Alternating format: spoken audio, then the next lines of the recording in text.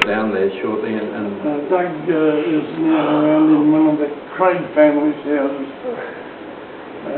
The Craigs live within the stone's throw of their store, the grocery store down in the corner there, which is not Craig's anymore. It got burnt down. A dissatisfied kid told him, "You'll never get a job." He was a bad lad. He was doing some stupid things around the town, stealing and breaking with that. And he called into Craig's to get a job, and I said, no, not you, lad. You've got a record. Won't have any convictions, but you've got a record. No. He sure liked it. Oh, God. And lost their store. They'd only just sold it, too, to the McNicholls, Mr. and Mrs. McNichol. And the Craig family had retired. It was down to the last boy, David Craig. He was the last one left. They had a lot of tragedies. The older men had died, and David's brother killed himself at a level crossing down near Bendigo. And so David had enough. He wanted to retire, so he got out, bought himself a school bus to give himself an interest. Then he got diddled by a bloke in the deal, and so he was having a bad trot. Anyway, now we've got a client on, so you'd like to have a look through the folder, the grey folder. Is that the hand of faith there? That's a picture of the hand of faith, yeah. Yes. Beautiful. And King Gower. Bit of gold there, isn't it? It's found at King Gower. Yeah. See that, do you? G for grey. All right. I was looking at the old photos for sale. Oh, yeah, by all means. I thought if there's any there for sale they could recognise. Tell me, is that this property here, the house? Yes, that's the Spring Hill station there. That's the Cracker. Ah, because remember when Achilles took up with Ginny Somerville, he moved his wife out to a property out here somewhere to the North Park, that sold up towards the cemetery, I think. Something is called Iliad. Iliad, that sounds very familiar. It's brick. It's a beautiful old house, has been renovated and restored. Iliad. Since 1990. Can I give you that back? 1990 to 2000, it was just split into boarding rooms, school teachers and bank clerks and so on. But one of our local farmers, young fella, bought it, went up for auction, and he's renovated beautifully. Lovely garden around it. His wife was a very, very pretty, astute lady. She's in charge of the finances at the Shire Council office. All right. And his name was Leon Holt. Right. And he got Iliad and got it done up beautifully. Yeah, well, you see, Iliad, my great-grandfather Joshua was very interested in Greek mythology. He read the Iliad, which was the Greek classic. So a lot of his properties, or what properties he had, were given Greek names, and Iliad would have been one of them. Yeah. Now, Achilles... And he owned a lot of that land around that Iliad. Some of it was golf course, and this golf course leased. That's right. And the golf course is still in three pieces. The old race course paddock, and the Ross's paddock, which used to be Gray's, used to be Kilgray's. And then the Buttrick paddock, and then the clubhouses on the Buttrick paddock. It was still split that way, all along around the cemetery. Well, Joshua Rogers Gray would have been probably the wealthiest man in the town around that time. He would have been. Oh, yes. So what happened to the Gray wealth? What happened to it? Well, I don't think Achilles was a heavy drinker, was he? No, he was not. He didn't pay it up against the wall? No. Actually, I could never feel it. They didn't splash their money about, or they didn't make it look as though they had a lot of money. Yeah. They didn't run around in fancy cars, Rolls Royces, a family tree to display their wealth. So I often thought that perhaps the Greys might have been great ones for giving to charities and hospitals. Well, didn't rub off on me. Because there is no grey farm still going in the estate and this sort of thing. No, there's no grey property going in the area at all. Yeah, well, Achilles died in 1954, and I was in medical practice in Yarraville at the time. And somebody rang me from Wedderburn to say Achilles had died, and would I come up and meet Ginny Somerville. Now, I'd never met her before because, as I said, I was about 5 and a half when I left here.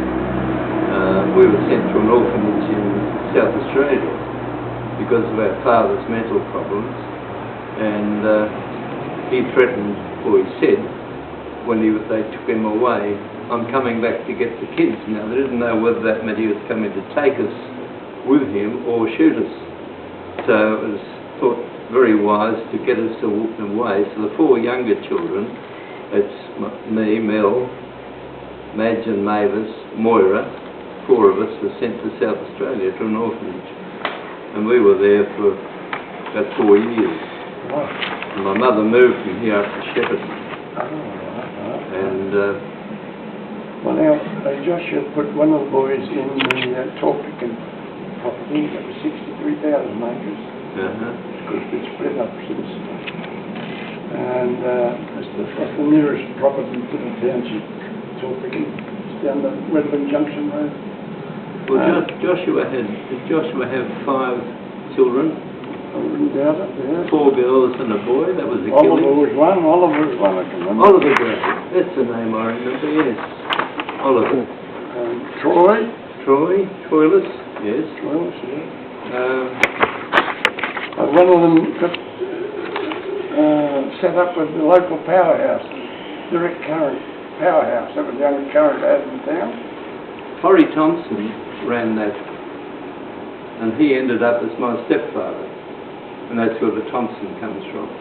I'm now gray-thompson, and I took the name Thompson because he was, when he married my mother eventually, he was upset that none of the children took his name, so I said, well, I'll take it. But I was about to go to university, and I said, I want to retain the Gray for alphabetical reasons. And so that's where Gray-Thompson comes from. Horry Thompson ran the diesel motor that supplied electricity to the town.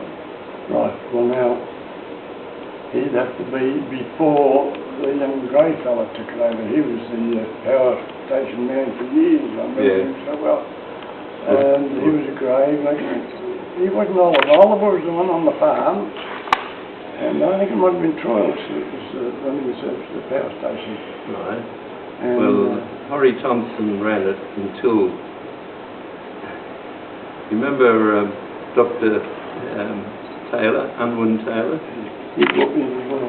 All his nurse. He donated the bookcase there. Okay. Well, Dr. Unwin Taylor was not named as the correspondent in Horry Thompson's divorce. Come on. Yeah, and it was quite upsetting because Horry Thompson was deaf, having been an engineer all his life, and having been to the war at the Light Horse, and so he had a hearing problem and he didn't hear a lot of the evidence in court. But anyhow, Unwin Taylor was named as the correspondent, but they didn't have any actual proof that he'd done the deed with Horry Thompson's wife.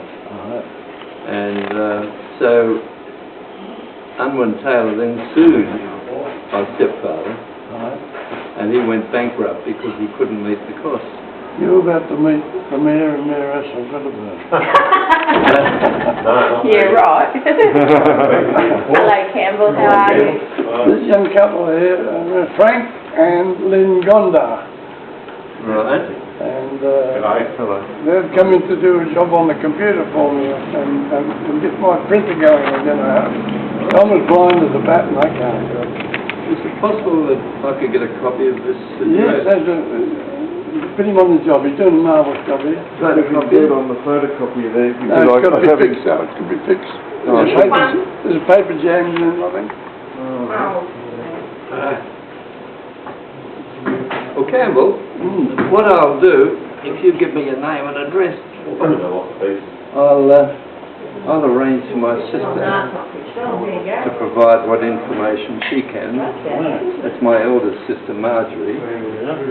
And she can let you know a lot of info that you perhaps haven't got about the town. But you were born in 1921, 5 years before me.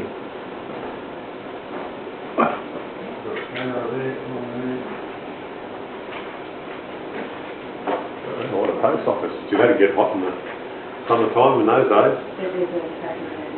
Oh yes, yes, yes, yes. Yeah, very hot. Oh my gosh. That's what Campbell was talking about. My grandfather, great-grandfather was Joshua Rogers Ray. And he had the original store and he took over the place. So he got the store going.